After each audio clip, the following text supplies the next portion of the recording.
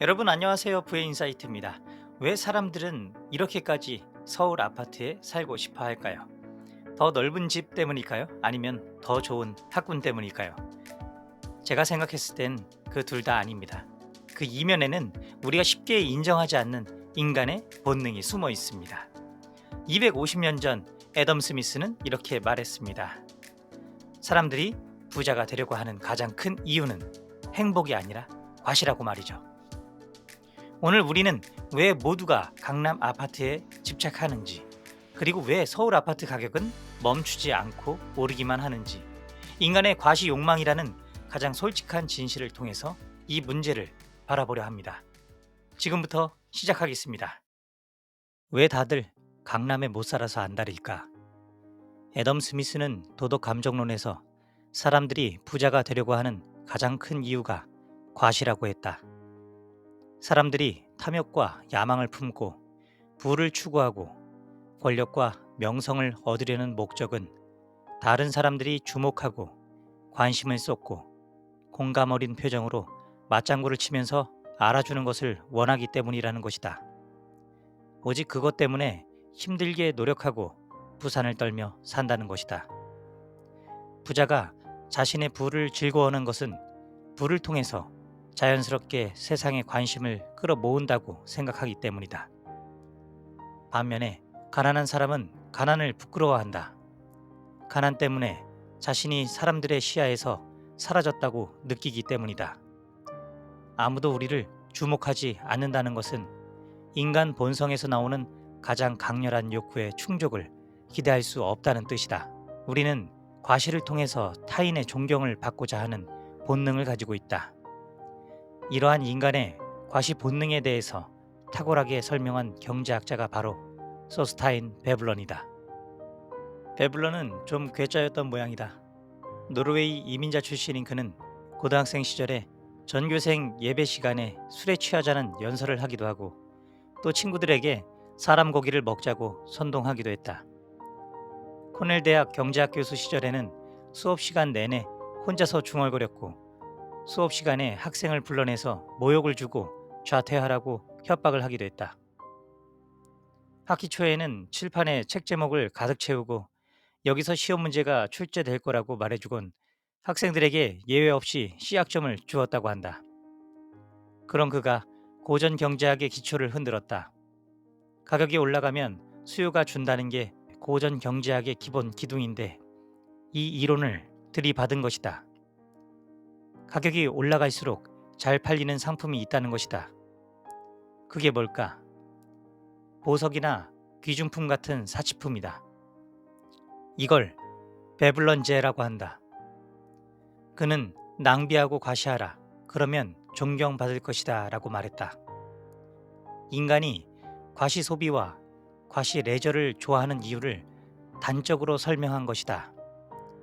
예를 들면 부자들은 벤츠 같은 고급 승용차를 좋아한다. 말로는 공학적인 차이와 기계의 우수성에 대해서 말하지만 사실은 하나도 아는 게 없다. 옷도 명품을 좋아한다. 상표가 옷 바깥에 붙어 있는 걸 더 좋아한다. 결국 부자들이 그런 차와 옷을 사고 입고 있는 이유는 과시하기 위해서라는 것이다. 비싸면 비쌀수록 과시 효과가 올라간다. 베블런의 지적은 한치의 틀림이 없다. SNS를 보면 베블런의 주장에 더욱 고개가 끄덕여진다. 페이스북이나 인스타그램을 보면 모두가 최상류층처럼 산다. 고급 레스토랑에 해외 휴양지, 고급 액세서리, 명품 옷으로 과시하는 것이 전부다. 그러니 상대적인 박탈감이 심해질 수밖에 없다. SNS가 없던 과거에는 대체로 친구와 지인의 세세한 삶을 잘 알지 못했다. 스스로 교양을 가졌다고 생각하기에 대놓고 친구와 지인에게 지난 휴가는 어디에 놀러 가서 무얼 먹고 어떤 즐거움을 가졌는지 과시하고 자랑하는 사람이 없었기 때문이다. 그런데 SNS가 생기고 난 뒤 친구와 지인이 대놓고 자랑하지 않아도 그들이 지난 주말에 어디를 놀러 가고 무엇을 먹었는지 어떻게 즐거운 시간을 가졌는지 은밀한 사생활을 다 알게 되어 버렸다. 그래서 우리는 상대적 박탈감을 더 많이 느끼게 된다. 우리를 괴롭히는 것은 절대적인 빈곤이 아니라 상대적인 빈곤이다. 당신이 그다지 불편한 것 없는 쾌적한 아파트에 산다고 해도 동창회를 나갔다가 옛 친구가 더 좋은 직장을 다니고 더 많이 벌어서 당신보다 더 좋은 동네, 더 좋은 아파트에 산다는 사실을 알게 되면 집으로 돌아오는 길에 나는 왜 이리 불행하냐는 생각에 시달려 정신을 가누기 어렵다. 신분제 시대에는 가난을 변명할 수 있었다. 타고난 신분 때문에 자신이 어쩔 수 없이 가난하다고 변명할 수 있어 가난을 부끄러워하지 않아도 되었다. 그러나 자본주의 시장 경제에서는 신분과 혈통, 성별, 인종, 출신 지역, 계급과 상관없이 누구라도 능력이 있고 재능이 있고 또 운이 따른다면 부자가 될 수 있다. 부자가 경쟁을 통해서 부라는 자원을 차지할 수 있게 된 것은 그럴 만한 능력과 자격이 있다고 여겨지는 세상이 되었기 때문이다. 누구나 부자가 될 수 있는 시대의 도래는 가난한 사람을 더 힘들게 한다. 자신이 훌륭하고 똑똑하고 유능한데도 왜 자신이 부자가 되지 못했는지 변명을 내놓아야 하는 괴로운 처지에 몰리기 때문이다.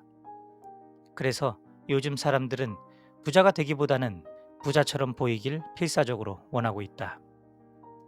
그래서 베블런의 말대로 과시적 소비와 레저를 추구하고 이걸 SNS에 올려서 자신이 유능하다는 것을 과시한다. 사람들이 강남 하는 것도 같은 맥락에서 이해할 수 있다. 강남 아파트에 산다고 하면 부자로 또 성공한 사람으로 대우해준다. 그러니 모두가 강남 아파트를 원하게 되는 것이다. 과시를 통해 존재감을 확인하려는 인간의 본능이 사라지지 않는 한 강남 아파트의 열풍은 사라지지 않을 것이다. 사람들은 이렇게 말합니다. 나는 그냥 편하게 살고 싶을 뿐이야. 하지만 행동은 말보다 훨씬 솔직하죠. 우리는 끊임없이 남과 비교하고 확인하고 또 증명하려고 합니다. 서울 아파트, 강남 아파트는 단순한 부동산이 아닙니다. 그것은 나는 이 사회에서 인정받았다는 가장 강력한 상징 자산입니다. 그래서 수요는 사라지지 않습니다. 인간의 과시 욕망이 사라지지 않는 한 서울의 핵심지 아파트 가격 역시 쉽게 무너지지 않을 겁니다. 중요한 것은 이 욕망을 비난하는 것이 아닙니다. 이 욕망이 시장을 어떻게 움직이는지를 정확하게 이해하는 것, 그것이 바로 핵심입니다. 부의 세계에서 이기는 사람은 감정에 휘둘리는 사람이 아니라 인간의 본질을 정확하게 꿰뚫어보고 읽는 사람입니다. 지금까지 부의 인사이트였습니다. 감사합니다.